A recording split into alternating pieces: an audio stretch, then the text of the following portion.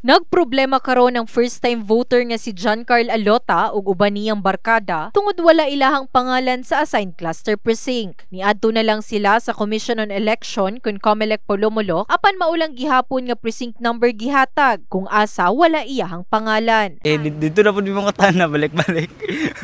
Magdetson lang mi sarom tas ipakita lang nimo kung unsa mi nga sequence para sila na mangita. Tungod sa kadaghang giakomodar, si Tatay Ramelito 30 minutos nagpaabot sa Voters Assistance Center sa Polomolok Central Elementary School aron makabalo sa iyang precinct number.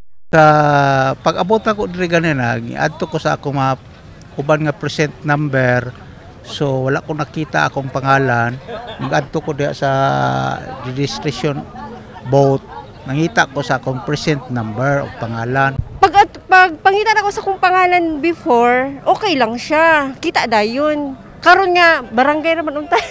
Gamay raman unta, mura man maglisod. Ang kanhing 800 nga botanteng ginaakomodar matag voting precinct anaa na lang karon sa 400 tungod aduna sila'y cleansing nga gikabuhat. Kung nakadati sa mga 600, dili ka nagyud didto sa katong clustered nga precinct, mamove yug gang. Kay na-shrink man ang ato ang kuan karon, na-reduce ang ato ang clustered precinct. Dunay kausaban nga gihimo sa atong COMELEC.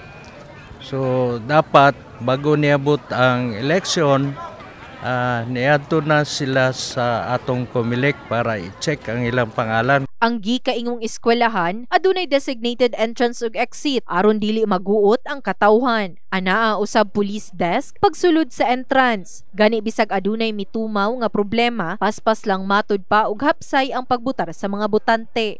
Diri sa ato sa poblasyon, so para wala may reklamo. Wala reklamo diri sa poblasyon. Katulang iban na pag-scan nila sa atong EDCBN na yung mga missing number. Pero katuday nagdikit ba?